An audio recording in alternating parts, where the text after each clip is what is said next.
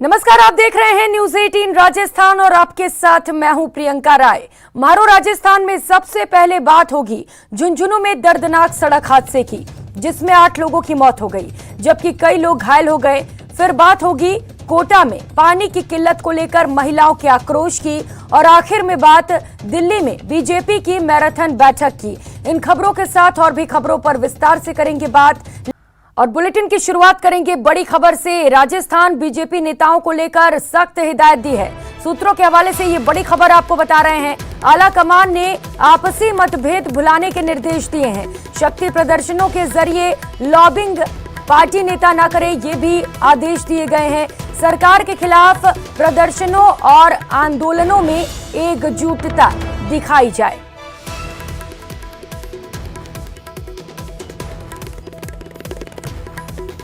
तो बड़ी खबर आपको बता रहे हैं, राजस्थान बीजेपी नेताओं के लिए सख्त हिदायत दिए गए हैं। सूत्रों के हवाले से ये बड़ी खबर आपको बता रहे हैं। आला कमान ने आदेश जारी किए हैं और आपसी मतभेद भुलाने के निर्देश दिए गए हैं। ज्यादा जानकारी के साथ सहयोगी बाबूलाल धाल इस वक्त हमारे साथ जुड़ चुके हैं। बाबूलाल, जैसा कि आला कमान ने निर्देश दिए हैं कि आपसी मतभेद जो है उसको भुलाया जाए और एकजुटता दिखाया जाए, क्या कुछ कहेंगे? जी बिल्कुल, आज की जो बैठक है वो बहुत महत्वपूर्ण थी। मैराथन बैठक थी और पार्टी के आला कमान के पास जो अब तक की खबरें जा रही थी तो उस पर उन्होंने एक्शन लिया और तमाम नेताओं को एक जो संदेश दिया है। और जहाँ तक हमारे सूत्र है वो ये बता रहे हैं कि नेताओं को साफ साफ कहा गया कि वो ऐसा कोई काम ना करे जिससे कि गुटबाजी को बढ़ावा मिले। कोई भी नेता अपने लिए लॉबिंग ना करे, पार्टी के हित को सर्वोपरि रखते हुए कार्य करें और एक मुखी होकर चुनाव की तैयारी में जुट जाएं। गहलोत सरकार के खिलाफ माहौल बनाएं, जो मुद्दे हैं उनको लेकर सड़कों पर उतरें और जब भी आंदोलन करें तो दिखना चाहिए कि सारे नेता एक होकर के और सरकार के खिलाफ लड़ाई लड़ रहे हैं, ताकि पार्टी के कार्यकर्ताओं में एक सकारात्मक संदेश आए कि हमारी पार्टी एकजुट है और अब उसमें कोई भी मतभेद या मनभेद नहीं है। ये भ्रम दूर करना पड़ेगा पार्टी कार्यकर्ताओं को के बीच से नेताओं को। तो नेताओं को साफ साफ कहा गया है। और जब बैठक खत्म हुई और तमाम नेता बाहर निकले तो किसी ने भी मीडिया से बात नहीं करी। सबके चेहरे पर एक तनाव साफ दिख रहा था कि उन्होंने जो गलतियां करी है उसकी खबर आज आला कमान ने लिए। तो लग यही रहा है कि अब धरातल पर बीजेपी के नेता जो है कोई गलती करने से बचेंगे। लेकिन बाबूलाल, बीजेपी के जो राष्ट्रीय अध्यक्ष हैं जेपी नड्डा, उन्होंने पहले भी ये कहा था कि पार्टी में जो अंदरूनी कलह है वो नहीं दिखनी चाहिए। तो क्या उस वक्त इन तमाम बातों का असर नहीं पड़ा था क्या? जी देखिए, कोशिश तो आला कमान कर रहा है पिछले 3.5 साल से, लेकिन नेताओं के अपने हित भी जो हैं वो अपनी जगह पर है। उनकी भी, उनके जो कार्यकर्ता उनकी भी निष्ठा है और नेता कोई भी ऐसा नहीं होता जो महत्वाकांक्षा छोड़ दे, क्योंकि सब ये चाहते हैं कि उनको राजनीति में जो है ग्रोथ मिलनी चाहिए, तरक्की मिलनी चाहिए, उन्हें आगे से आगे बढ़ते रहने की ख्वाहिश हर नेता की होती है। तो राजस्थान के नेता अगर ऐसा कुछ कर रहे हैं तो इसमें बुरा कुछ नहीं है, लेकिन इससे पार्टी की जो ठीक है बाबूलाल, और अब देखने वाली बात ये होगी कि इस बार जो निर्देश दिए गए हैं उसका कहां तक पालन हो पाता है। बहुत शुक्रिया आपका तमाम जानकारियों के लिए। और रुक लेते एक और बड़ी खबर का। अगले महीने राजस्थान में कांग्रेस का चिंतन शिविर का आयोजन किया जाएगा। सूत्रों के हवाले से ये बड़ी खबर आपको बता रहे हैं। मई के दूसरे सप्ताह में चिंतन शिविर का आयोजन किया जाएगा, जो जल्द ही सीडब्ल्यूसी की बैठक भी बुलाई जाएगी। ज्यादा जानकारी के साथ रवि सिसोदिया सहयोगी इस वक्त हमारे साथ जुड़ चुके हैं। रवि, जैसे कि खबर आ रही है कि कांग्रेस का चिंतन शिविर का आयोजन किया जाएगा, क्या कुछ जानकारी इसे लेकर और क्या कुछ रणनीति बनाई जाएगी कांग्रेस की ओर से इस शिविर में? देखिए, बहुत जल्द कांग्रेस की वर्किंग कमेटी की बैठक बुलाई जानी है और इसमें अंतिम मुहर लगनी है। सूत्रों के अनुसार लगभग जो वेन्यू दिया गया था वो वेन्यू उदयपुर और जयपुर, 2 जगह के दिया गया था राजस्थान पे, जहां पे चिंतन शिविर कराए जाने की बात थी। सूत्र ऐसा बता रहे हैं कि उदयपुर को लेकर सहमति लगभग बन चुकी है। हालांकि इस पर अंतिम मुहर चिंतन शिविर कहाँ होगा, इस पर अंतिम मुहर कांग्रेस की वर्किंग कमेटी में होगी, जिसकी बैठक आने वाले दिनों में होने वाली है। जहां तक राजस्थान की बात करें तो राजस्थान में अगले साल चुनाव होने वाले हैं और ऐसे में इस लिहाज से काफी अहम स्टेट था और वहां पे कांग्रेस की सरकार है और जो चयन किया जाता है उसमें कहा जाता है कि जो कांग्रेस शासित राज्य होंगे अगर वहां पे चिंतन शिविर करते हैं तो प्रदेश में अच्छा संदेश जाता है। और इसी बाबत ये चिंतन, इस बैठक हुई थी सीनियर लीडर्स की और उसमें तय किया गया है कि अगले महीने के दूसरे सप्ताह में यानी 14 से 16 मई के बीच में उदयपुर में चिंतन शिविर किया जाए। हालांकि अभी भी जो डेट है उसको लेकर कांग्रेस वर्किंग कमेटी की बैठक होगी और कांग्रेस वर्किंग कमेटी की बैठक में इस पे मुहर लगेगी कि डेट 14 से 16 होगा या 14 से 17 होगा। डेट को लेकर अभी फैसला नहीं लिया जा सका, लेकिन वेन्यू तय कर लिया गया है कि राजस्थान के उदयपुर में ही चिंतन शिविर होगा। ठीक है रवि, CWC की बैठक में ये निर्धारित किया जाएगा कि डेट क्या होगा, जो दिनांक है वो उस समय ही तय की जाएगी, लेकिन क्या अभी ये तय हो पाया है कि कौन कौन लोग इस चिंतन शिविर में मौजूद रहेंगे? देखिए करीब 700 पदाधिकारी जो कांग्रेस के नेता और कार्यकर्ता जो हैं उनका जो डेलीगेट्स है वो तय किए गए। करीब 700 लोगों के पूरे देश भर के जो कांग्रेस के डेलीगेट्स होते हैं, जिसमें तमाम स्टेट के प्रदेश अध्यक्ष होते हैं, जो AICC के मेंबर्स होते हैं, जिन स्टेट्स में CM होते हैं, तो तमाम जो बड़े लीडर्स हैं वो इस बैठक में मौजूद रहेंगे। डेलीगेट्स का जो संख्या बताई जा रही है करीब 700 पदाधिकारियों की संख्या बताई जा रही है और इसी बाबत ये चयन करना था कि कहाँ पे किया जाए। शिमला को लेकर भी कहा जा रहा था कि या तो हिमाचल प्रदेश को शिमला में कराया जाए या फिर छत्तीसगढ़ एक वेन्यू था और एक राजस्थान वेन्यू था। सूत्र ऐसा बता रहे हैं कि उदयपुर पर सहमति बन चुकी है और वहीं पे ठीक है रवि, नजर बनाए रखे रहेंगे CWC की बैठक पर भी लगातार। बहुत शुक्रिया आपका तमाम जानकारियों के लिए। और रुक लेते हैं अगली खबर का। कटारिया की टिप्पणी पर मंत्री खाचरियावास ने प्रतिक्रिया दी है। कटारिया को माफी मांगनी चाहिए, कैबिनेट मंत्री की ओर से ये बयान सामने आए हैं। उन्होंने कहा है ये राम भक्त नहीं रावण भक्त हैं। खाचरियावास की ओर से ये तमाम बयान दिए गए हैं। उन्होंने कहा है कटारिया ने रावण की प्रशंसा में कशीदे पढ़े। खाचरियावास, बीजेपी सिर्फ वोट की राजनीति करती है। कम से कम इस पाप से बच सके, अन्यथा आपने जो पाप किया है उसके बाद कुछ बचता नहीं है। मुझे पक्की उम्मीद है कि बीजेपी के लोग, RSS के लोग और विश्व हिंदू परिषद के लोग आगे आकर बोलकर बताएंगे कि आप कटारिया जी के बयान से सहमत हैं। यदि सहमत है तो आप हाँ कीजिए, जिससे देश को पता चले आपकी असलियत, कि आपको भगवान राम या सीता मैया से मतलब नहीं है, आपको तो इनके नाम से राजनीति करनी है। इनके नाम से राजनीति करने का ना कांग्रेस को हक है ना बीजेपी को, किसी को हक नहीं है, क्योंकि पार्टियां सब बाद में आई है। भगवान राम बहुत पहले आ गए थे त्रेता में। इसलिए कांग्रेस हो, बीजेपी हो, सपा हो, बसपा हो, कम्युनिस्ट हो, हम पॉलिटिकल पार्टियों के लोग अपनी राजनीति करें, लेकिन राजनीति में अपनी औकात को हमें समझनी चाहिए। हमारी औकात कुछ भी नहीं है किसी की भी। सबसे बड़ी औकात भगवान राम की है, जो ब्रह्मांड के मालिक है, लेकिन उनकी आंखों में प्यार है, दया है। उस दया को हमें समझना चाहिए कि वो हमारी गलतियों को हमेशा माफ करते हैं, लेकिन हमें हमारे शब्दों का ध्यान रखना चाहिए। मुझे भविष्य में उम्मीद है कि अब कटारिया जी अपनी भाषा का कंट्रोल करेंगे तो भगवान राम उन्हें माफ भी कर पाएंगे। मैं पक्की उम्मीद करता हूं कि बीजेपी भी ध्यान देगी और कटारिया जी अभी आइंदा के लिए सुधरेंगे। और कर लेते हैं एक और बड़ी खबर का। झुंझुनू में दर्दनाक सड़क हादसा हुआ है। पिकअप पलटने से 8 लोगों की मौत हो गई। हादसे में 10 लोग घायल बताए जा रहे हैं। घायलों को अस्पताल में भर्ती करा दिया गया है। स्टेट हाईवे नंबर 37 पर गुढ़ा गौड़जी के पास ये भीषण हादसा हुआ। अहिरो की ढाणी, तन खेड़ली के ये तमाम मृतक बताए जा रहे हैं। तो हादसे की तस्वीरें आपको दिखा रहे हैं। भीषण हादसा हुआ। यहां पिकअप पलटने से 8 लोगों की मौत हो गई है, जबकि 10 लोग हादसे में घायल बताए जा रहे हैं। तो फिलहाल सभी घायलों को अस्पताल में भर्ती कर दिया गया है और लगातार डॉक्टर उनका इलाज करने में जुटे हुए हैं। कोशिश की जा रही है कि जल्द से जल्द जो लोग घायल हैं उनकी जिंदगियां बचा ली जाए।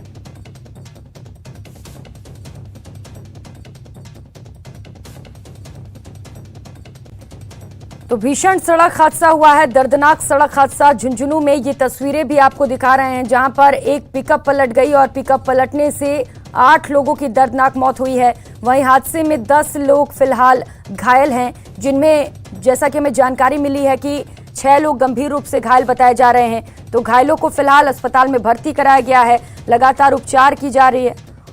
और ज्यादा जानकारी के साथ सहयोगी कृष्ण। दौरान एक और घायल की मौत हो गई है।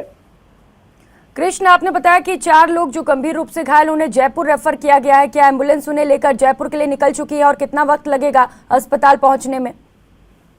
जी प्रियंका, मैं आपको बता दूं कि उनको घायलों को एम्बुलेंस के जरिए जयपुर रेफर कर दिया गया है और जयपुर की दूरी झुंझुनू से करीबन 200 किलोमीटर के आसपास है। तो मान के चले कि उनको 3 घंटे के आसपास जयपुर पहुंचने में समय लगेगा।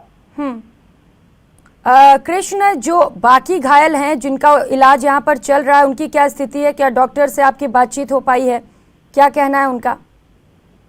जो घायल हैं उनका लगातार झुंझुनू सीएमएचओ डॉक्टर छोटे लाल गुर्जर हैं वो अपडेट ले रहे हैं और इनकी ईसीजी और अन्य जांचें हैं वो भी करवाई जा रही है और लगातार है वो इलाज जारी है। वहीं झुंझुनू के एडीएम हैं जेपी गौड़ वो भी मॉनिटरिंग कर रहे हैं इस मामले को लेकर।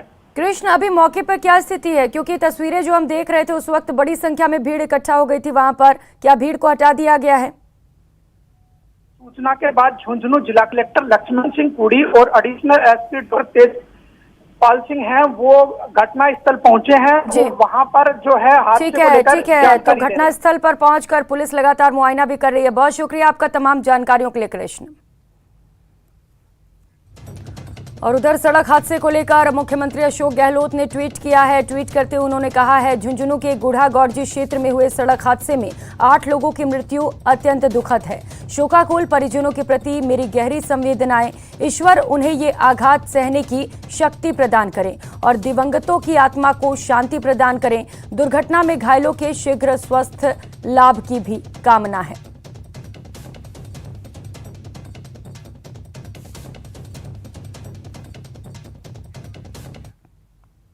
और रुक लेते हैं एक और बड़ी खबर का। जयपुर के चौमू से ये बड़ी खबर है। पटवारी और वकील मारपीट का मामला। गुस्साए वकीलों ने सड़क जाम कर दिया। आरोपी को सस्पेंड करने की मांग की जा रही है। वहीं प्रशासन के खिलाफ भी जमकर नारेबाजी की जा रही है। तो जानकारी दे दे, पटवारी और वकील के बीच मारपीट हुई थी जिसको लेकर वकीलों में आक्रोश देखने को मिल रहा है। और ये तस्वीरें भी आपको दिखा रहे हैं जब आरोपी को सस्पेंड करने की मांग को लेकर गुस्साए वकीलों ने सड़क जाम कर दिया। इस दौरान प्रशासन के खिलाफ जमकर नारेबाजी भी की गई।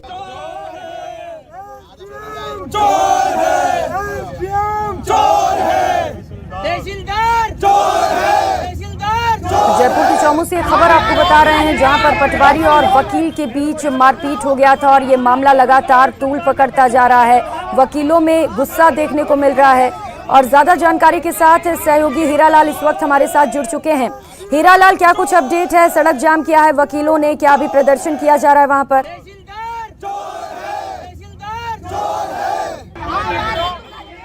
के लिए पटवारी से उसने संपर्क किया था, लेकिन पटवारी पर आरोप है कि उसने 50,000 रुपए की मांग की, जिस पर उस जो वकील था उसने 10,000 रुपए दे दी, लेकिन पटवारी ने इसके बावजूद भी नामांतरण नहीं खोला। इसके बाद जब जो पटवारी था आज तहसील कार्यालय में पहुंचा तो वहां मौजूद वकीलों ने उससे इस बात के लिए उलाहना दी और नामांतरण खोलने की बात की, लेकिन जो पटवारी है उस पर आरोप है कि वह अभद्रता करने लगी और उसे मारपीट करने शुरू कर दिया। इसको लेकर जो वकील थे उनमें गुस्सा व्याप्त हो गया और उन्होंने नाराज होकर तहसील कार्यालय के बाहर सड़क जाम कर दिया, जिसके बाद प्रशासनिक अधिकारी और पुलिस मौके पे पहुंची है। उन्होंने वकीलों से समझाइश के प्रयास किए जा रहे हैं। हीरालाल, चलिए, बहुत शुक्रिया आपका तमाम जानकारियों के लिए। और रुक करेंगे अगली खबर का। कर्फ्यू हटने के बाद करौली में हालात सामान्य है। इस बीच हिंसा की जांच के लिए गृह विभाग की टीम लगातार दूसरे दिन करौली में है। टीम ने आज सर्किट हाउस में आम लोगों से हिंसा से जुड़ी बिंदुओं की जानकारी ली। इस दौरान शहर के कई मोहल्लों से लोग सर्किट हाउस पहुंचे और अपनी बात रखी। जांच टीम की अगुवाई कर रहे गृह सचिव केसी मीणा ने बताया कि 20 अप्रैल को भी लोगों से बातचीत कर सबूत इकट्ठा किए जाएंगे। उन्होंने बताया कि जांच टीम 15 दिनों में अपनी रिपोर्ट सरकार को पेश करेगी।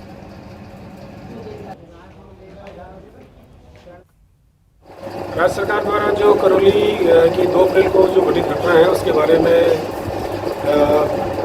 जांच अधिकारी बनाया है, उस सिलसिले में हम कल से करौली में हैं और कल ये जांच से संबंधित जो भी तथ्य और एविडेंस साक्ष्य इकट्ठे किए उसमें अधिकतर सरकारी मुलाजिमान, जिसमें एडमिनिस्ट्रेशन के लोग, पुलिस अधिकारीगण, मौके पर तैनात जो ऑफिशियल्स थे वो उन सबके बयान हमने लिए हैं।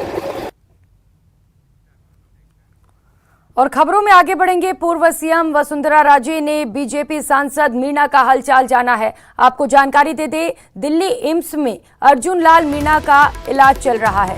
तो नेता प्रतिपक्ष कटारिया ने भी सांसद का हालचाल जाना है। उदयपुर सांसद मीणा का एम्स में लगातार इलाज चल रहा है। ये तस्वीरें भी आपको दिखा रहे हैं जब पूर्व सीएम वसुंधरा राजे दिल्ली एम्स पहुंची और अर्जुन लाल मीणा का हालचाल जाना।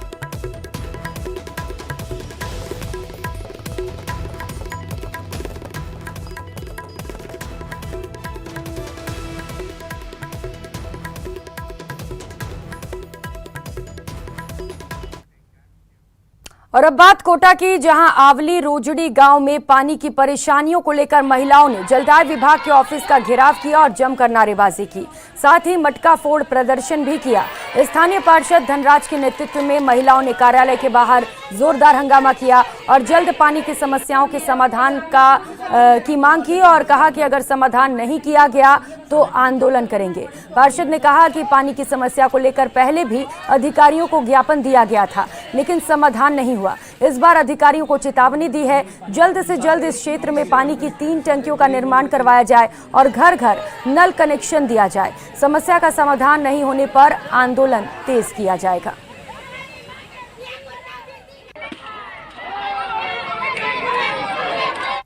समस्या भाई साहब, इतनी समस्या हद से ज्यादा। लोग गरीब आदमी 7-7, 8-8 टैंकर के कहाँ से देगा? 7-7, 8-8 कनेक्शन कहाँ से देगा? वो भी 10 मिनट पानी भराते हैं, चोरी से पानी भर के 10 मिनट भराते हैं खाली पानी। 8-8 दिन तक तो नहाते भी नहीं है। छोटे चला जाता है, पानी आता है टैंक में, इतना गंदा पानी के पी नहीं सकते। मैं आज ज्ञापन के माध्यम से पीएचडी प्रशासन को चेताना चाहता हूं कि हमारी समस्या का तुरंत समाधान करे। आवली रोजड़ी की जनता को चंबल का पानी घर घर कनेक्शन दे और वहां पर 2 से 3 टंकियां बनाई जाए। उधर सीकर के रिंगस कस्बे के एक होटल के कमरे में आग लगने से 2 युवक जिंदा जल गए। दोनों युवक रेटा गांव की आईडी दिखाकर रात को ही होटल में ठहरे थे।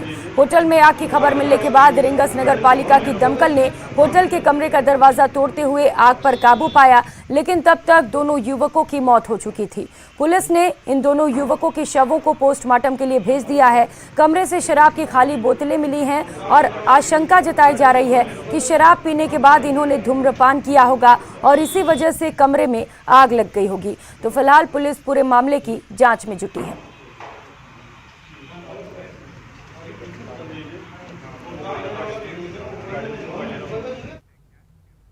और खबर बारा से है। बारा कृषि उपज मंडी में आज ट्रक चालकों ने जमकर हंगामा किया। दरअसल सोमवार की रात बारा कृषि उपज मंडी में राजपाली गांव के धनराज ट्रक लेकर गया था।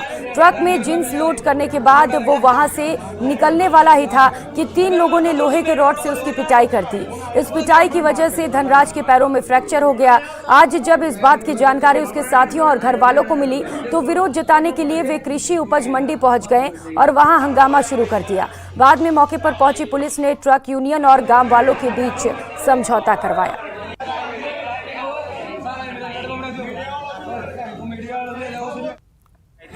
इसने शाम को कटवा के तो बनने गया मंडी में भर के आके ब्लॉक में कैंटीन नहीं है पुरानी, वहाँ पे खड़ी कर रहा था। खड़ी करके लॉक कर रहा था। लॉक करके जाए आ रहा था रास्ते में घर पे, जितने में 3 आदमी व्यक्ति आए, अचानक उसके देके चले गए। परसों के दिन धनराज जागा और यूनियन के 2 जना लड़कियां थे, दोनों आदमी। तो काल शाम की धनराज जागा मंडी में गाड़ी ले रही हो ना, तो 9:30 बजे से कि अटैक कर दियो, क्योंकि पैर तोड़ दियो। पैर भी मोटी रोड सू आज टायर की आवाज खोल पाएगी उसू। तो आज यूनियन का 2 आदमी था, यूनियन पे आया तो यूनियन पे सोल्यूशन खड़ी बाइक केस बाइक चलेगी, बाइक केस तो खरीद दियो अपन। उधर दौसा में एक युवक की भीड़ ने बेरहमी से पिटाई कर दी। भीड़ की पिटाई की वजह से युवक की हालत गंभीर हो गई और उसे सिकराय अस्पताल में भर्ती कराना पड़ा। बताया जा रहा है कि 2 युवक कालवान गांव में चोरी करने के लिए घर में घुसने की कोशिश कर रहे थे। तभी गांव वालों ने उन्हें देख लिया और फिर चोर चोर का शोर मचाने लगे। इस हंगामे के बीच एक युवक तो भाग निकला, लेकिन दूसरा पकड़ा गया और फिर गांव वालों ने उसकी जमकर पिटाई कर दी। बाद में मौके पर पहुंची पुलिस ने जख्मी युवक को अस्पताल में भर्ती कराया। उधर इस मामले में पुलिस का कहना है कि ये दोनों युवक गांव से गुजर रहे थे, लेकिन लोगों ने इन्हें चोर समझ लिया। रात को 1 बजे करीब ये 2 व्यक्ति था, जो एक अंदर घुस गए और एक बाहर भाग गया, तलाश में बाहर था। एक ये पकड़ा है, जो कहाँ से पकड़ा है, क्या कर रहा था? ये मकान में कुछ ढूंढ रहा था, आवाज आई जब जार, फिर इसको उनको चेत हुआ जब वो देखा बच्चा, जब ऊपर छत पर चढ़ गया। फिर ऊपर छत पर चढ़ने के बाद मैंने मकान पर हमको आवाज़ दी और लोग बाग आए थे, कूद के भग गए। फिर एक दूसरा का मकान के पास पहुंच गए, वहाँ जाकर पकड़े थोड़ी दूरी। और अब बात करेंगे साइबर ठगों की, जहां ठगों ने साइबर ठगी का नया पैंतरा आजमाया है। इस बार ठगों ने डीजीपी एमएल लाठर के नाम पर ठगी की कोशिश की। दरअसल बदमाशों ने डीजीपी लाठर की फोटो लगाकर एक मोबाइल नंबर से सोशल मीडिया पर लोगों को मैसेज भेजा और मैसेज के जरिए लोगों को लिंक भेजकर रुपयों की डिमांड कर डाली। लेकिन ठगी की कोई वारदात होती है इससे पहले ही डीजीपी एमएल लाठर के परिचितों ने उनको फोन कर मैसेज कर ये जानकारी दे दी। इसके बाद मामला जयपुर पुलिस कमिश्नरेट की साइबर थाना पुलिस तक पहुंच गई। ऐसे में पुलिस ने अपील की है कि डीजीपी के नाम से आने वाले किसी भी मैसेज पर लिंक पर क्लिक न करें। फिलहाल पुलिस ने मोबाइल नंबरों के आधार पर साइबर ठगों की तलाश शुरू कर दी है। और रुक लेते हैं अगली खबर का। उदयपुर के सज्जनगढ़ अभयारण्य इलाके में लगी आग पर आज सुबह पूरी तरह से काबू पा लिया गया है। जिला प्रशासन की ओर से फलौदी से मंगवाए गए एयरफोर्स के हेलीकॉप्टर ने आज फिर से बड़ी तालाब और फतेह सागर झील से पानी लेकर पहाड़ियों में सुलग रही आग पर पानी डाला और आग को काबू में किया। इस पूरे रेस्क्यू ऑपरेशन की मॉनिटरिंग कलेक्टर ताराचंद मीणा ने की, तो वहीं डीएफओ अजीत भी पूरी तरह से सक्रिय रहे।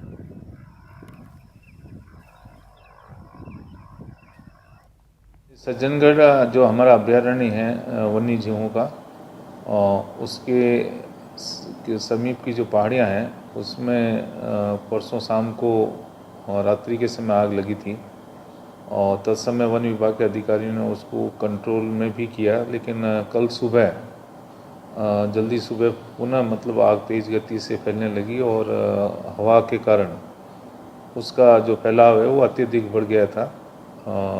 वन्य जीवों की सुरक्षा को देखते हुए हमने हिंदुस्तान जिंक की, हमारे सिविल डिफेंस की और नगर निगम की बहुत सारी फायर ब्रिगेड्स वगैरह का मंगाकर और मैन पावर को मंगाकर उसको मैन्युअली कंट्रोल करने की कोशिश की और हमारी फायर लाइन के समीप हमने कंट्रोल भी की।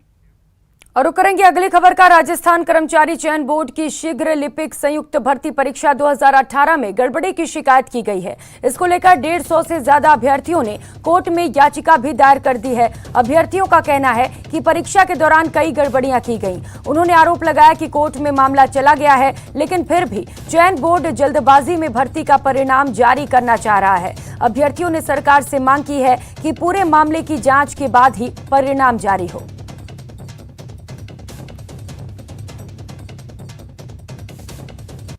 आरटीआई से हमने कुछ मांगा है, तो उसमें क्या है कि क्षेत्र विशेष और कैटेगरी विशेष को देखते हुए इन्होंने रोल नंबर जो है, स्किल टेस्ट का आईडी जो है वो दिया गया है, जो भी एक मतलब संदेह के घेरे में है, क्योंकि एक्चुअल में आज तक किसी परीक्षा में ऐसा नहीं किया गया है। और बोर्ड जो है एक्चुअल में आरटीआई हमने और भी बहुत सारी लगा रखी है, उस पर अभी तक कोई जवाब नहीं दे पा रहा है। बहुत सारे बच्चों ने हमने लगा रखी है और कोर्ट में भी मतलब इस भर्ती को लेके हमने जो है अलग अलग रिट याचिका दायर करके और इसको चैलेंज किया गया है। लेकिन बोर्ड जो है वो अपना डीवी वगैरह करा के और उसमें अपने रिजल्ट को इशू करने में जल्दी से जल्दी जारी करने में लगे हुए हैं। और रुक लेते हैं बड़ी खबर का। भरतपुर से ये बड़ी खबर है। दलित पलायन मामले में ये बड़ा अपडेट आपको बता दें। दलितों को समझाने में लगातार पुलिस प्रशासन जुटी हुई थी। दलितों और प्रशासन में सहमति बन गई है, ये बड़ी खबर आपको बता रहे हैं। दलितों और प्रशासन के बीच इस वक्त सहमति बन चुकी है। जिला कलेक्टर ने आश्वासन दिया है कि जो भी दोषी हैं उनके खिलाफ कार्रवाई की जाएगी। प्रशासन हर तरह से मदद को तैयार है, कलेक्टर ने ये बात कही है। और इसके साथ ही कलेक्टर ने दलितों को वापस गांव रवाना कर दिया है।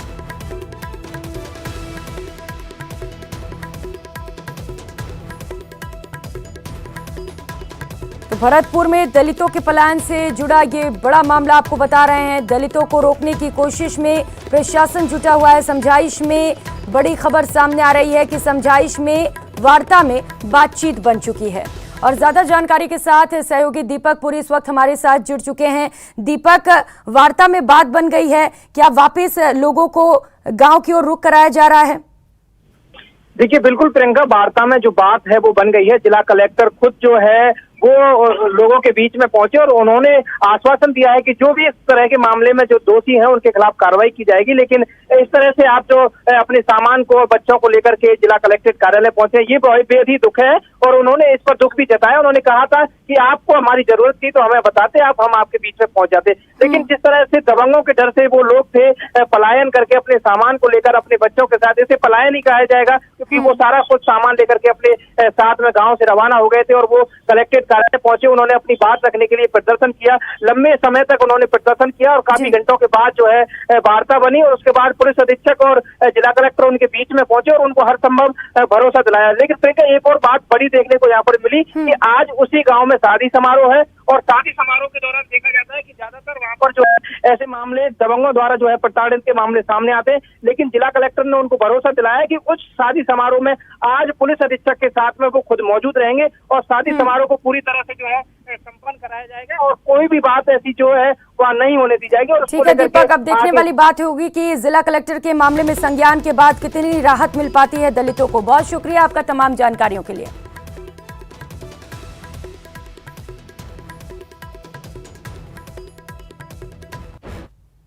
पूर्व सूचना भी होती, ये लोग सुबह अपने हिसाब से चल पड़े और जैसे ही निकले हमने उनको रोका, लेकिन उसके बाद एक लिमिट तक समझाइश होती है। लोग इस विषय के थे कि हम वहीं जाके अपनी बात रखेंगे, तो हम लगातार साथ साथ चला। प्रशासन भी इनके जगह जगह इनको फिर समझाइश किया, इनके ज्ञापन लिए। लेकिन अगर कुछ लोग ऐसा कर रहे हैं तो मैंने पहले भी कहा, माहौल बिगाड़ने किसी को भी नहीं दिया जाएगा। जो लोग माहौल बिगाड़ रहे हैं उनके कुछ एक के हमारे पास सूचना आ रही है, उन पर हम कार्रवाई करेंगे। वो चाहे कहीं भी किसी भी व्यक्ति किसी भी वर्ग से संबंधित रखते हों, गलत जो अगर सूचना फैला रहे हैं तो कार्रवाई की जाएगी। इस बुलेटिन में फिलहाल इतना ही। नमस्कार।